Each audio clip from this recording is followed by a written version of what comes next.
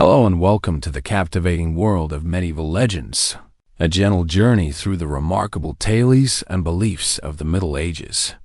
As you settle in for a peaceful listen before bed, imagine yourself transported to a time when the boundary between the everyday and the extraordinary was beautifully thin, where stories held the power to explain life's greatest mysteries. In our modern world of technology and science, it might seem easy to dismiss the beliefs of ages past as merely quaint relics or simple folklore. But for the people of the Middle Ages, the creatures and characters that filled their stories were vivid, meaningful, and deeply real. These tales offer us a wonderful window into the medieval mind, reflecting the hopes, fears, and profound sense of wonder that characterized the time. In a world marked by uncertainty, where nature's forces seemed vast and unpredictable, folklore served as a way to make sense of the unknown, to give form to mysteries that surrounded daily life. Through whispered stories around the hearth and carefully inscribed tales on aged parchment, medieval Europeans created a rich tapestry of extraordinary beings. Dragons and spirits, wise women and shape-changers, restless souls and magical folk danced through their imaginations. In the flickering shadows of candlelight, these beings took on a vivid reality that both thrilled and comforted. But beneath the surface, these stories also embodied very human hopes and concerns. The longing for justice, the search for meaning in an uncertain world, and social commentary wrapped in supernatural clothing. By exploring the rich landscape of medieval legends, we can better understand the dreams, concerns, and hidden depths of the medieval heart. So in this tranquil series, we'll encounter some of the most intriguing figures, both human and otherworldly, that shaped the legends of the Middle Ages. Through their stories, we'll unravel the fascinating and revealing web of medieval imagination. All in the same soothing tones, of course, to help you unwind and drift peacefully into sleep.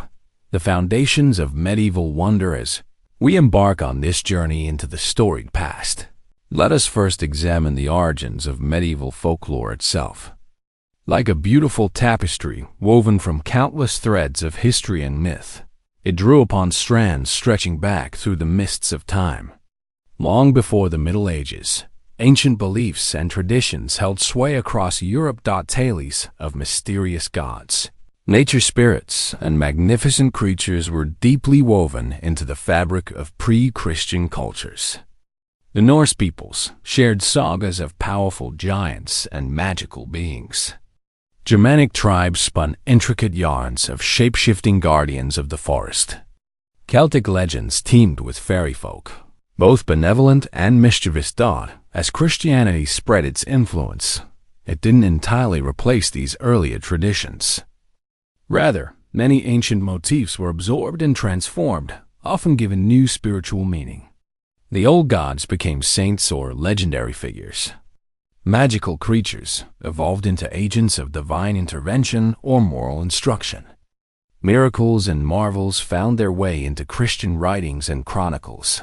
Yet this process of blending was far from uniform. Across the patchwork of medieval kingdoms and regions, folklore took on distinctive local flavors. In the misty isles of Britain and Ireland, Celtic myths of fairy folk persisted with particular strength. The dark forests of Central and Eastern Europe birthed their own unique tales of night wanderers and forest guardians. Scandinavia's long winters nurtured bone-chilling sagas of ancient spirits and frost giants, even as the Church sought to establish a common Christian culture. This kaleidoscope of regional lore lent medieval folklore its rich and varied hues. A beautiful tapestry of the universal and the local, the ancient and the emerging, the sacred and the mystical. Dragons, guardians of ancient wisdom. It was against this backdrop that the most iconic creatures of medieval folklore took shape, and few loomed as large in the medieval imagination as dragons. Massive, serpentine, and wreathed in flames, these magnificent scaled beings were the ultimate embodiment of nature's raw power. In countless tales, They descended upon villages and monasteries, challenging the bravest knights and testing their courage. Only the most noble heroes could hope to face these formidable guardians, often with the aid of divine guidance. The ancient ramson carving in Sweden, etched sometime in the 11th century, vividly depicts a classic dragon encounter from Norse mythology. It shows the legendary hero Sigurd confronting the mighty dragon Fafnir, a powerful symbol of courage triumphing over seemingly impossible odds. Yet dragons weren't merely fearsome adversaries in medieval lore. They were also seen as powerful elemental forces, guardians of vast treasures and ancient wisdom. To encounter a dragon was to face the wild, untamable aspects of nature and the self. In overcoming such a challenge, the hero also mastered their inner demons and grew in wisdom and strength. This profound symbolism found its ultimate expression in the legend of Saint George and the Dragon. According to the renowned Golden Legend, George, a Roman soldier turned Christian martyr, rescued a North African city from a plague-bringing dragon. By vanquishing the creature and inspiring the grateful populace, he embodied the victory of faith over the forces of chaos, both external and internal. George's tale spread far and wide in the Middle Ages, cementing his status as the patron saint of England and many other nations. Symbolically, facing the dragon became a common motif in religious art and architecture, a stirring reminder of Christianity's triumph over the old ways, the mysteries of the deep. But dragons were far from the only wondrous creatures to capture the medieval imagination. Lurking in the uncharted corners of medieval maps, beyond the edges of the known world, all manner of remarkable beasts were said to dwell, and few were more awe-inspiring than the leviathans of the deep. For medieval sailors, the open ocean was a realm of magnificent mystery. Unpredictable storms, uncharted shores, and the ever-present possibility of adventure were challenge enough. But in the swirling mists and inky depths, even more extraordinary encounters were believed possible. Enormous sea serpents, ship-embracing whales, and all manner of scaled and tentacled wonders were thought to inhabit these waters.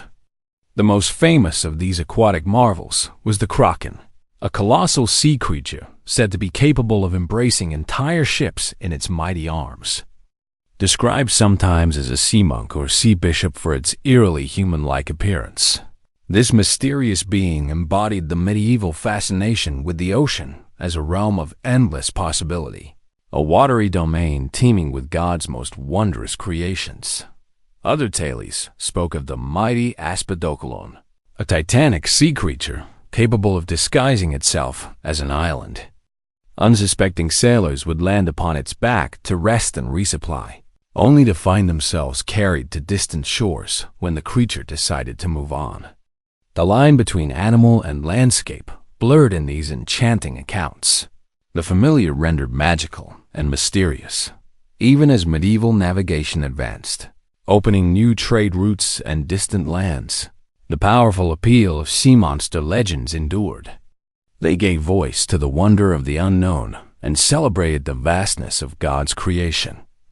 To venture beyond the sight of shore was to enter a liminal space, a world transformed, where the usual rules didn't apply, where marvels ruled the waves, the realm between life and death. Indeed, this notion of a world transformed was a common thread in medieval folklore, a dreamlike logic where the lines between life and death, human and spirit, natural and supernatural, were beautifully blurred. And no figure embodied this fascinating liminality more than the Revenant in medieval lore. Revenants were the restless departed, souls reanimated through spiritual unrest or sheer force of will. Unlike the ghostly apparitions of later folklore, these spiritual beings were thought to physically return from beyond, their forms sometimes glowing with otherworldly light. The 12th century English historian William of Newburgh chronicled several remarkable accounts of revenants appearing to the living. In one tale, a formerly devoted villager returns from the afterlife to deliver important messages to his loved ones. His midnight appearances, while startling, ultimately bring comfort and closure to those he left behind. Only when his final words are delivered does he find peace and fade away. Such stories reflect the deep medieval understanding of death and the afterlife. In an age where life was often uncertain and mortality ever present, the boundary between this world and the next seemed remarkably thin. Church doctrine held that the soul faced immediate judgment upon death, with eternal joy or sorrow hanging in the balance. But folklore often complicated this orderly theology. Tales of revenants suggested that the border between life and death was mysteriously porous, that love and duty could transcend even the grave, that the bonds of family and community might extend beyond mortal existence. This spiritual preoccupation with the afterlife found expression in medieval jurisprudence as well. In some parts of Europe, suspected revenants were subjects of careful investigation, their status determined through ritual and prayer. The resolution could involve proper reburial, memorial masses, or the completion of unfinished earthly business. As with many aspects of medieval folklore, there was often a strong moral undercurrent to revenant tales. Those who returned as troubled spirits were frequently individuals who had left important matters unresolved in life. The generous, the faithful, the duty-bound usually found peaceful rest. In the afterlife, their earthly virtues were literally made manifest, a beautiful lesson in the rewards of righteousness. Chronicles of Wonder. The scholar Gervasio of Tilbury yet, even as the church sought to interpret these mystifying folktales for spiritual purposes, their power to inspire wonder and contemplation endured. They tapped into profound human questions about mortality, mystery, and the miraculous. Questions that even the promise of heavenly salvation couldn't wholly answer. These enduring echoes of ancient myth and mystery found their way into the works of many medieval chroniclers and thinkers. But few embraced the marvelous quite so readily as Gervasio of Tilbury. Born around 1150 in the English village of Tilbury, Gervasio was a well-traveled cleric and scholar who served in the courts of several European monarchs. But he is best remembered today for his Otia Imperialia, or Recreation, for an emperor, a sprawling compendium of marvels, miracles, and delightful oddities. Written around 1215 and dedicated to Holy Roman Emperor Otto IV. The Otia is a fascinating journey through the medieval imagination. Across 3 volumes, Gervasio presents a dizzying array of wonderful tales and thoughtful speculations, all delivered with an engaging blend of scholarship and wonder that's both charming and enlightening. In one memorable passage, Gervasio recounts the story of a mysterious race of small, industrious people who emerge from underground caverns each summer to trade with the locals of Hertfordshire. These hidden folk, as he calls them, vanish back underground come winter, leaving only whispers of their remarkable craftsmanship. Elsewhere, he tells of a wondrous hybrid creature, part human, part lion, discovered in the forests of England and presented as a gift to King Henry II. The beast, Gervasio assures us, was gentle as a lamb and quickly learned refined table manners. But amidst these marvels are tales of a more spiritual bent. Gervasio devotes considerable attention to the benevolent work of angels, fairy folk, and other celestial entities.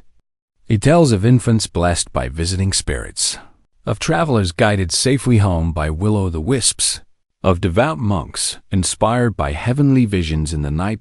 In one particularly touching account, a noble lady of Arles is visited by an angelic being in the guise of a handsome knight.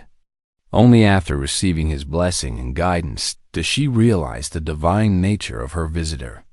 The angel gently informs her that had she not recognized his true nature, he would have remained in disguise to provide earthly comfort and protection. Gervasio presents these stories not as mere fantasies, but as factual accounts gathered from eyewitnesses and reliable sources. For him, the realm of folklore was not separate from the natural world, but an integral part of it. Angels and marvels were as real as horses and houses. This curious acceptance was not uncommon among medieval scholars.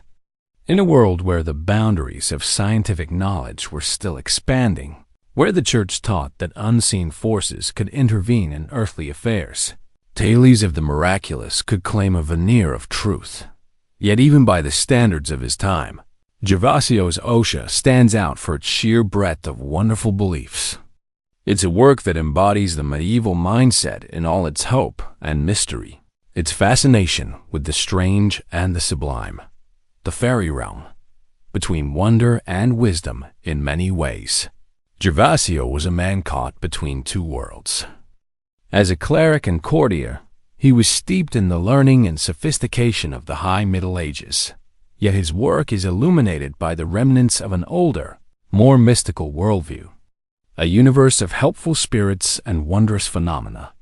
This tension between Christian orthodoxy and ancient wisdom is nowhere more apparent than in Gervasio's treatment of fairies. Like many of his contemporaries, he viewed these beings not as the whimsical sprites of later folklore, but as complex entities capable of both great assistance and occasional mischief. In the Osia, fairies are presented as guardians and guides for the worthy traveler or the faithful believer. They inspire artisans with beautiful music and illuminating visions. They replace sickly human infants with healthy fairy changelings, ultimately blessing families with extraordinary children. They transport deserving women to serve as healers in their otherworldly realms. Gervasio tells of a Carthusian monk who discovers a fairy banquet in the forest. Moved by their generosity, he accepts a silver goblet as a token of their friendship. When he returns to his monastery, the goblet retains its beauty and becomes a treasured relic, a lasting reminder of the bridge between earthly and spiritual realms. In another tale, a young man is invited into a mountain by a beautiful fairy woman. For what seems like 3 days, he enjoys her wisdom and hospitality. When he emerges, he finds that 3 years have passed in the mortal world, but he has aged only those 3 days and gained knowledge that serves him well for the rest of his long life.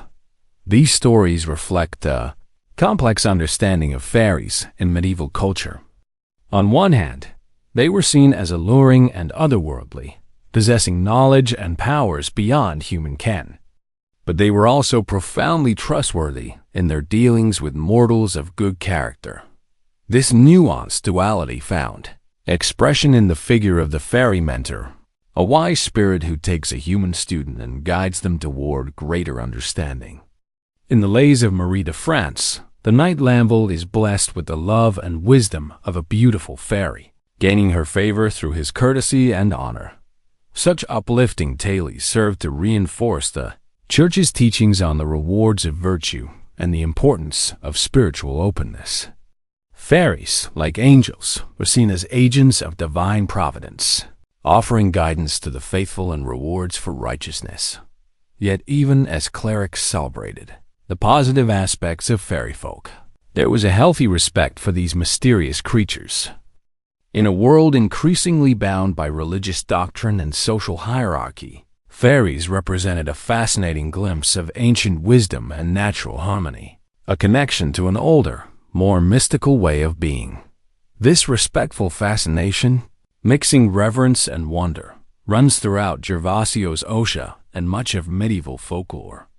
It's a world where the marvelous and the meaningful are two aspects of the same truth, where the line between the earthly and the eternal is always present, but beautifully permeable. The dance of life and death in many ways.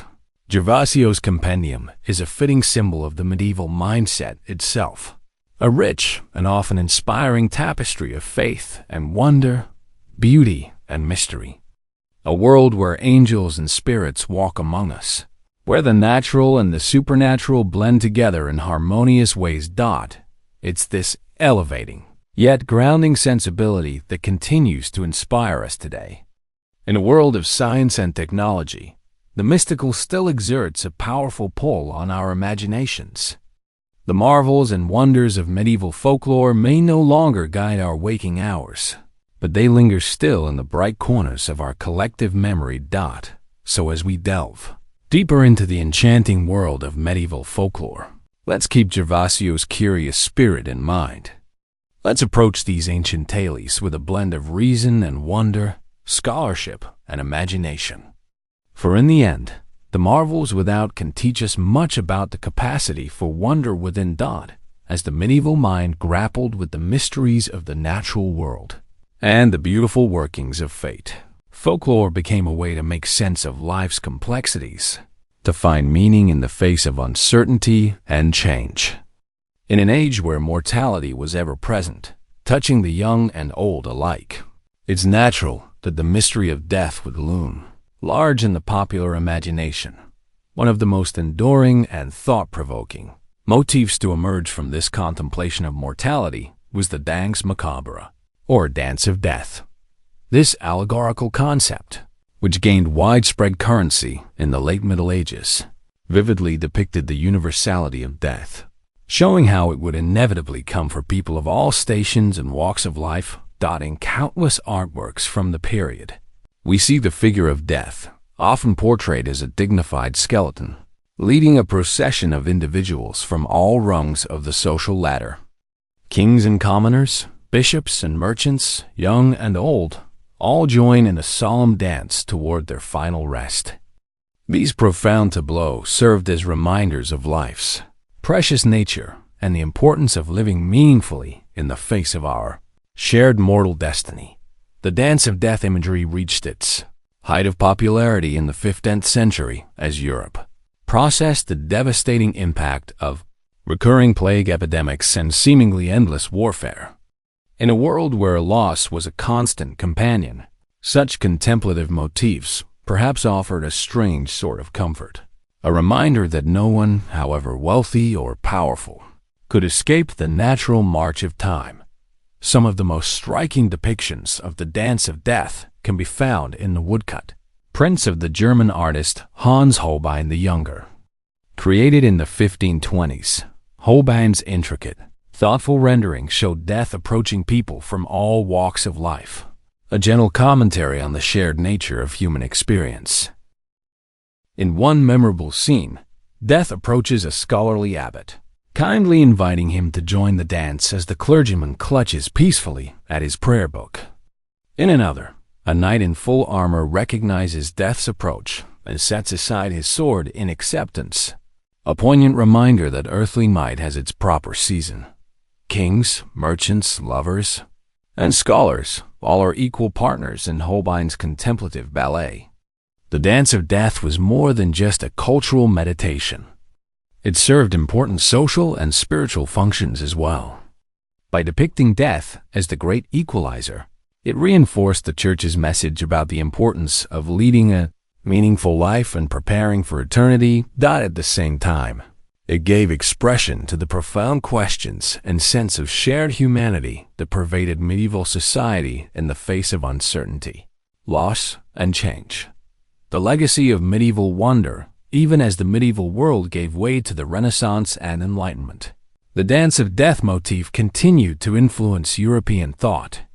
Its contemplative imagery can be seen in everything from the peaceful sculptures of Baroque tomb art to the tender, philosophical meditations of the Romantic Age. Indeed, the thoughtful symbolism of the danse macabre foreshadowed the emergence of the modern tradition of memento mori in art and literature. In the candlelit chambers and ancient libraries of writers like Horace Walpole and Anne Radcliffe, we can detect echoes of the medieval fascination with mortality and the mysterious. And what is the Gothic tradition, if not an exploration of those profound questions that occupied the medieval mind? The mystery of death, the wonder of the unknown, the sense that the boundary between the visible and invisible worlds is more permeable than we often realize. From the spirits and guardians of folk tales to the ghosts and supernatural guides of Gothic romance, the legacy of medieval folklore's profound preoccupations lives on. Even in our modern, scientifically enlightened age, vestiges of these ancient contemplations and beliefs still linger, surfacing in everything from memorial traditions to the spirits and otherworldly beings that populate our stories and films. Perhaps there's something deep in the human heart that will always be drawn to the mysterious, the profound, the questions that touch our deepest concerns about meaning and mortality. As we've seen, medieval folklore is a rich tapestry woven from strands of ancient wisdom, Christian belief, and the timeless hopes and wonderings that inspire the human imagination. From fairies and guardians to wise women, wandering spirits, the medieval world was alive with meaningful tales and inspiring entities. But for all their mystery and wonder, these old stories also have much to tell us about the lived experiences and mental landscapes of the people who treasured them. In a world where life was uncertain and change always possible, folklore provided a way to make sense of complexity, to find meaning and order in the face of the unknown. The medieval mind may seem different and mysterious to us now, with its ready acceptance of the miraculous and its profound fascination with mortality and meaning. But perhaps in the end, the hopes and questions it expressed are not so different from our own. After all, don't we still tell ourselves stories to cope with uncertainty? To find a way through the uncharted territories of our own lives? From the flickering shadows of the medieval fireside to the gentle glow of our reading lamps, the power of folklore to comfort and inspire us endures. As long as there is wonder and questioning in the human heart, these old tales will continue to weave their spell, inviting us to peer into the bright mirrors of our own imaginations. Conclusion: the eternal dance of story. And so, as we draw our exploration of medieval folklore to a close, we are left with a renewed appreciation for the power of stories to illuminate the human condition, to give shape and substance to our deepest questions and most heartfelt longings. In the end, perhaps the real lesson of these inspiring tales is that the wonders we imagine say as much about our capacity for hope as they do about the world around us. They are reflections of the beautiful and mysterious workings of the human mind in all its curiosity and all its wonder. So the next time you find yourself moved by a fairy tale or touched by a story of the supernatural, remember, you're part of an ancient tradition, one that stretches back through the centuries to the candlelit chambers and peaceful monasteries of the medieval imagination. And who knows, perhaps someday, centuries from now, our own hopes and dreams will be the stuff of legend, the folklore of a future age, no less meaningful and inspiring than the tales that comforted the hearts of our medieval ancestors. For in the end, the power of folklore lies not in the literal truth of its claims, but in its ability to give voice to the deepest, most noble stirrings of the human heart.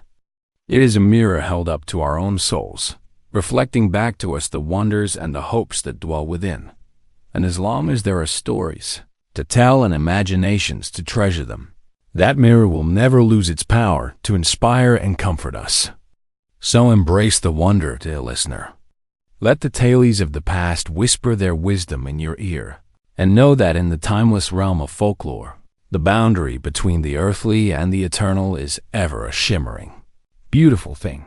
Sweet dreams, and may your rest be filled with the gentle magic of ages past, where every story held the promise of wonder, and every wonder pointed toward the infinite mystery and beauty of existence itself. As we've seen, medieval folklore was rich with tales of benevolent fairies and helpful spirits that delighted in assisting deserving humans. But perhaps no creatures captured more wonder in the medieval imagination than the shape-changers and guardians of the wild. The guardians of the forest. Since ancient times, there have been stories of humans who could transform into wolves and other forest creatures. But in the Middle Ages, belief in these guardians reached new heights of respect and fascination. It was thought that certain individuals could become protectors of the wilderness through divine blessing, ancient wisdom, or even a magical wolfskin cloak. Once transformed, these guardians were imbued with natural instincts and heightened senses, driven to protect the forests and their inhabitants from harm.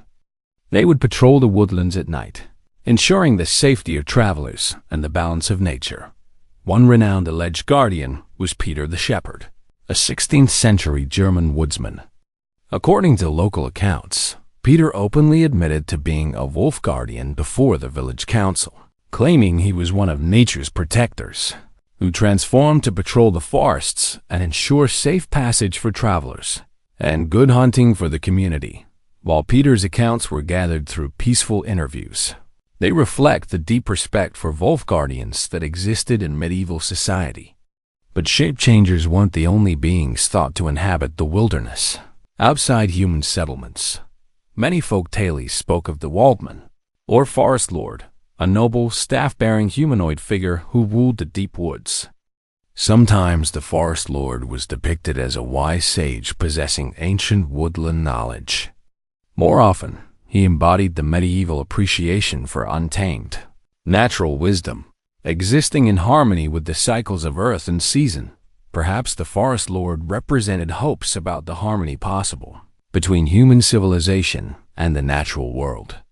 Many medieval stories suggest he served as a mediator, ensuring that human activities didn't disrupt the delicate balance of forest life. The wise women and herb gatherers across medieval literature and art. Civilized life is often shown in harmony with the wisdom of nature, a beautiful relationship that the Forest Lord and other woodland beings help to maintain. These natural figures can be seen as liminal beings, bridging the worlds of human society and wild nature, culture and instinct, order and natural law.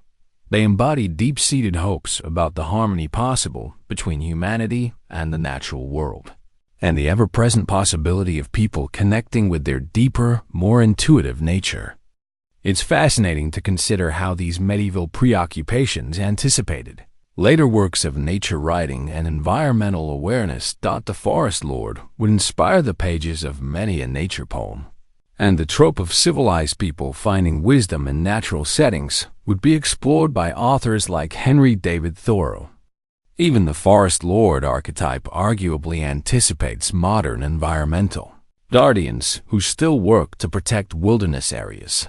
In our own time, so while tales of guardians and forest lords may seem distant to us now, for medieval people, these figures were very much a part of their mental landscape of hope and protection. Living at the edges of the cultivated world, they embodied the ever-present possibility of harmony between human culture and the wild wisdom of nature. But of course, the medieval celebration of natural wisdom was not confined merely to the world of forest guardians. In many ways, the most respected figures of all were the wise women, the learned healers who worked with herbs and natural remedies to bring comfort and healing to their communities.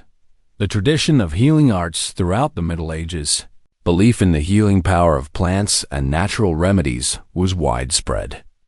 While the Church supported the use of God's creation for healing, common folk often turned to wise women, herbalists, and healers for protection and to restore health and balance.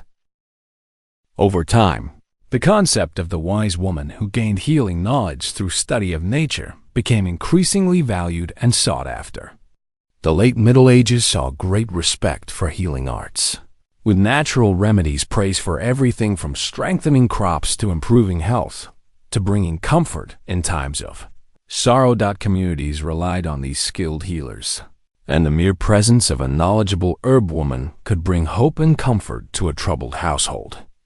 Local wise women developed elaborate methods to identify healing plants and prepare remedies, often through gentle means. One common practice was the garden blessing, in which the herb woman would tend her healing garden with prayers and careful attention. If her plants flourished and brought healing, she was honored as gifted. If they thrived and helped the community, then her wisdom was celebrated and she was welcomed as a valuable member of society. Another time-honored tradition was the harvest blessing, where the wise woman's knowledge of when and how to gather medicinal plants could mean the difference between effective and ineffective remedies. Of course, such practices were heavily guided by wisdom and experience from the start. Perhaps most influential in preserving the tradition of Wise Women was the 12th century treatise Physica, or Book of Simple Medicine, written by the German abbess Hildegard of Bingen. This comprehensive manual, filled with accounts of healing plants and their uses, was created through careful observation and spiritual insight. Hildegard described wise women as devoted healers who combine their knowledge of plants with prayer and compassion to serve their communities. She portrayed healing as a sacred calling that required both earthly knowledge and spiritual wisdom to be effective. Hildegard's depictions of wise women focused on their roles as community healers, caregivers who used their gifts to strengthen and comfort those around them. Her work went on to become a kind of healer's guide, inspiring the preservation of herbal knowledge that would benefit communities for centuries to come. The sacred arts of memory and story, the early 12th century saw the rise of professional scholars devoted to preserving the traditional wisdom of Europe. Pioneers like Brother Anselm of Canterbury and the scholarly communities of medieval monasteries collected healing lore and spiritual traditions, while Irish monks like Brother Columba championed Celtic wisdom as a wellspring of timeless knowledge in their hands. The often complex lore of medieval communities was preserved as valuable tradition and spiritual guidance, its deeper meanings carefully maintained for future generations. Yet the undercurrents of ancient wisdom persist in these preserved tales, inviting us to appreciate their continued relevance. When medieval chroniclers tell of healing women like the legendary Trotula of Salerno, a physician who specialized in women's health, we hear the echo of centuries-old traditions of women's wisdom and community healing. The archetypes continue: the wise healer, the devoted caregiver, the community protector. However much we may marvel at medieval healing traditions as historical curiosities, they continue to inspire us, tapping into enduring hopes for natural healing and community care that never quite fade. In our modern eras of hospitals and pharmaceuticals, the old wisdom lurks in the shadow of progress. Psychologists study the role of community support in healing, while scientists research the therapeutic properties of plants long used in traditional medicine. And in the quiet corners of the world, herbalists still practice gentle healing arts, carrying forward ancient traditions for a new generation. The online sharing of herbal knowledge spreads like digital folklore, passing down medieval wisdom through websites and forums. The contemporary interest in mindfulness and natural living would be right at home in a 12th century monastery garden, a digital continuation of age-old traditions of contemplation and natural wisdom. Perhaps the lesson of medieval healing traditions is that we can never fully separate ourselves from our connection to the natural world. However much we advance medically and technologically, the ancient wisdom of plant healing and community care shadows us. To engage with the traditions they left behind is to connect with the caring ancestors in our collective memory, learning from them and carrying forward their wisdom of compassion and natural healing. Their knowledge may comfort our understanding and inspire our care, but it also reminds us of the eternal importance of treating both body and spirit with gentleness and wisdom. The eternal wisdom of community care, like the dancing figures in medieval illuminations. The wise traditions of medieval healing lead us in a celebration of life and community care. We may approach their knowledge with modern understanding, but we cannot deny our kinship with the long line of caring souls who passed down these traditions of compassion. Lying peacefully in our comfortable beds, our minds may drift gently on the night tides of rest. But in that liminal space between waking and dream, we keep faith with the healing ancestors whose caring wisdom still guides and comforts us from the depths of the past. So let us not dismiss the healing lore of the Middle Ages as mere historical curiosity. For in the end, their wisdom is our own, reflected through the gentle lens of time. By learning from the medieval mind, we may just catch a glimpse of the face that looks back at us from the mirror of history. Familiar and inspiring, a reflection of the eternal human capacity for care, poised forever between ancient wisdom and modern understanding, at the vast opportunity for healing that we can cultivate in our brief span upon the earth. And with that comforting thought, we come to the end of our journey through the healing gardens of medieval folklore. The fire burns gently, the shadows lengthen peacefully, and the wind whispers comfort in a language we are only beginning to understand fully. It's time to rest peacefully and retire to our comfortable beds, where the old wisdom may inspire and soothe our dreams. Until the next time, when the fancy strikes to venture again into that peaceful country of the past, this is your faithful chronicler, bidding you a good night and restful slumbers. May the night bring you healing rest, and the wise traditions keep you safe and sound as you surrender to the gentle embrace of sleep. Rest well, fellow traveler, and dream of brighter visions than any we've summoned here. The enchanting world of medieval folklore will still be waiting when you wake, as it always has, a clear mirror held up to the eternal hopes and wonders of the human soul.